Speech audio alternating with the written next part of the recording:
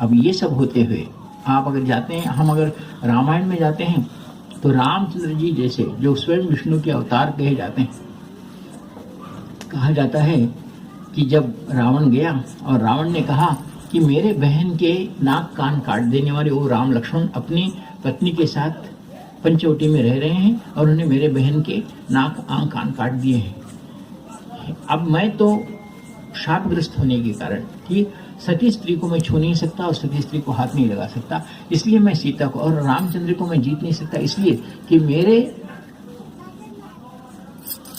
वर में यह कहा गया है कि जो आदमी पत्नी के रहते हुए भी ब्रह्मचर्य से रहता है, जो 12 वर्ष से ज्यादा ब्रह्मचर्य रहा, उसको मैं हरा नहीं सकता, वही मेरे मृत्यु का कारण बन सकता है। और मेघनाथ भी यही कहता था कि मैं जो आदमी अपनी पत्नी रहने पर भी, पत्नी और पति दोनों भी ब्रह्मचर्य व्रत के साथ रहते हैं, वही आदमी मेरे को मार सकता है। अब कौन पति पत्नी अगर एक जगह रहे तो ब्रह्मचर्य से कौन रहेंगे? लेकिन ये व्रत था उन्हें, और रावण को हो, मेघनाथ को ये गर्व था कि ऐसा कोई नहीं रह सकता और हमारी मृत्यु नहीं हो सकती।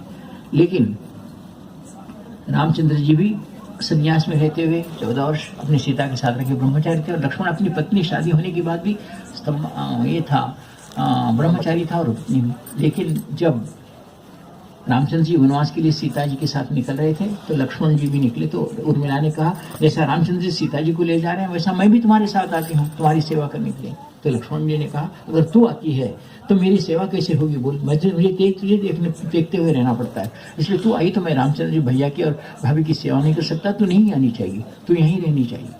अब वो बोली फिर ऐसा रहे तो मैं इतने दिन तुम्हें देखते हुए कैसे रहेगी?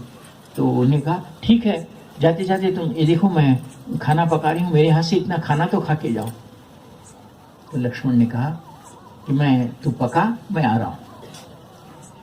उसने चूल्हे पे चावल रखे और उर्मिला जी को कहा देख मैं आ रहा हूँ। तो वो दरवाजे में खड़े हुई ताकती रह गई और लक्ष्मण रामचंद्र जी और सीता जी से चले गए। कहते हैं कि लक्ष्मण जब वापस आए 14 साल तक वो खाना पकता ही रहा और उर्मिला वहीं खड़ी रही, देखती रही। ये कौन सी विद्या थी? यह वही स्तंभन विद्या थी जिसके कारण अग्नि स्तंभित हो गया था, चावल स्तंभित हो गए थे और उर्मिला स्तंभित हो गई थी। और लक्ष्मण जब वनवास से वापस आए तब वो खाना पकड़ा और लक्ष्मण जी को खाना उसने परोसा। ऐसा रामायण में, गुप्त रामायण में कहा जाता है।